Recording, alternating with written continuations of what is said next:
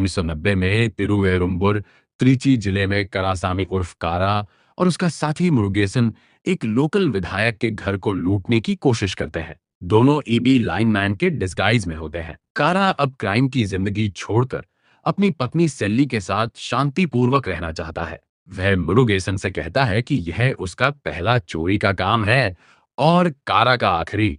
लेकिन ठीक उसी समय विधायक और उसका परिवार घर लौट आता है। स्थिति बिगड़ जाती है।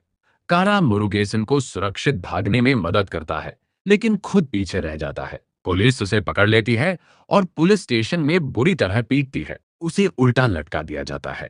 सेली पुलिस स्टेशन पहुंचकर उसकी रिहाई की गुहार लगाती है और कहती है कि कारा बेकसूर है, लेकिन कारा खुद कबूल कर लेता है कि वह चोर है। सेली को यह सुनकर बहुत झटका लगता है, क्योंकि वह उसे सीधा और ईमानदार समझती थी। डीएसपी भरतन इस केस को अपने फायदे में इस्तेमाल करना चाहता है। वह रिटायरमेंट से पहले नाम कमाने की कोशिश में कारा को बड़े चोरी के केस में फंसाने की योजना बनाता है। कारा इस अन्याय को बर्दाश्त नहीं कर पाता। वह डीएसपी भरतन को ओवरपावर करके पुलिस स्टेशन से भाग निकलता है।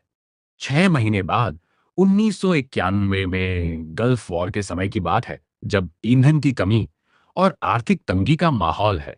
कारा और सेल्ली रेनीगुंडा में एक मेस चलाकर मजदूरी करते हैं। गरीबी और बेहतर जीवन की चाहत में कारा अपना खुद का मेस शुरू करने के लिए बैंक से लोन लेने जाता है, लेकिन सिक्योरिटी डॉक्यूमेंट्स न होने पर बैंक वाले उसे गांव की जमीन के पेपर्स लाने को कहते हैं। कारा और सेल्ली रामनाथपुरम जिले के अपने गांव किलियर जाते हैं।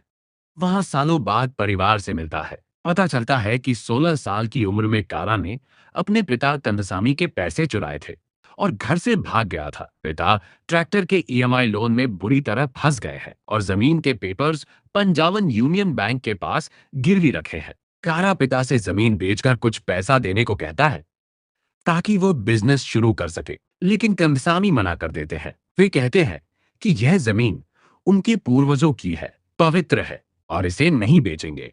जल्द ही बैंक का नोटिस आता है कि लोन डिफॉल्ट होने पर जमीन जब्त कर ली जाएगी। कारा को पता चलता है कि पिता को बेईमान बैंकर मुथु सेल्वन ने फंसाया है। कंदसामी की मौत हो जाती है। परिवार शव लेने में असमर्थ होता है। गांव वाले शव को पूर्वजों की जमीन पर दफनाने की कोशिश करते हैं, लेकिन बैंक और पुलिस वाले उन्हें रोक देते हैं। बैंक मैनेजर मुथु सेल्वन द्वारा अपमानित होने के बाद कारा बैंक लूटने का फैसला करता है। वह अपने पुराने साथी मुरुगेसन और कासी के साथ बैंक ब्रांचेस की स्टडी करता है। बैंक में अलार्म सिस्टम और सिक्योरिटी होती है। वह बाईपास के पास वाली ब्रांच लूटने की कोशिश करता है, लेकिन लॉकर सिस्टम न समझ पाने के कारण प्लान फेल हो जाता है। बाद में गांव वालों को टीवी प्रोग्राम में व्यस्त देखकर वह मुदुकुलाथुर ब्रांच में डिलाइट रोबरी का प्लान बनाता है। रोबरी सफल होती है, लेकिन वह सिर्फ 3 लाख रुपए ही ले पाता है। बाद में पता चलता है कि मुथु सेल्वन ने खुद 2 लाख रुपए चुराए थे और उसे कारा पर फंसाया। डीएसपी भरतन चोरी के नोट नंबर्स ट्रेस करके और हाल ही में सीज नोटिस वाले कस्टमर्स को चेक करके इन्वेस्टिगेट करता है। कारा चोरी के पैसे एक्सचेंज करने और लोन चुकाने हेड ऑफिस जाता है, तो वहां एक्स्ट्रा चार्जेस और पेनल्टी मांगी जाती है। गुस्से में उसे पता चलता है कि मुथु सेल्वन किसानों को हाई ईएमआई वाले लोन्स में फंसाकर फायदा उठा रहा है। बैंक ने सिर्फ उसकी फैमिली नहीं, बल्कि कई गरीब गांव वालों की जमीनें हड़प ली है। मुथु सेल्वन उसे साथ मिलकर आगे रोबरी करने का ऑफर भी देता है, लेकिन कारा उसकी भ्रष्टाचार की हद देख लेता है। भरतन अगली रोबरी की भविष्यवाणी करता है। कारा मजबूरन और रोबरियां करता है, इस बार गांव वालों के लोन चुकाने और उनके जमीन के दस्तावेज वापस दिलाने के लिए। उसकी रोबरियां बैंक की गलत प्रैक्टिस को उजागर करने लगती है। मुथु सेल्वन दूसरों को चोरी के लिए हायर करता है, लेकिन प्लान फेल हो जाता है जब मुरुगेशन झड़प में घायल हो जाता है। कारा की डेस्परेशन और न्याय की भावना बढ़ती जाती है। आखिर में कारा को पता चलता है कि सयालकुड़ी में फिल्म शूटिंग से बड़ी रकम ट्रांसपोर्ट हो रही है। वह उसे लूट लेता है और गांव वालों के कर्ज चुकाने में इस्तेमाल करता है। भरतन समझ जाता है कि सारी रोबरियां गरीबों के फायदे के लिए बैंक को टारगेट करके की गई हैं। कारा पिता का शव मोर्चरी से निकालकर पूर्वजों की जमीन पर दफन कर देता है और उनकी आखिरी इच्छा पूरी करता है। मुथु सेल्वन ट्रैक्टर से गंभीर रूप से घायल होकर सब कुछ कबूल करता है और भरतन द्वारा मार दिया जाता है। भरतन कारा से आमने सामने होता है, लेकिन उसे गिरफ्तार नहीं करता।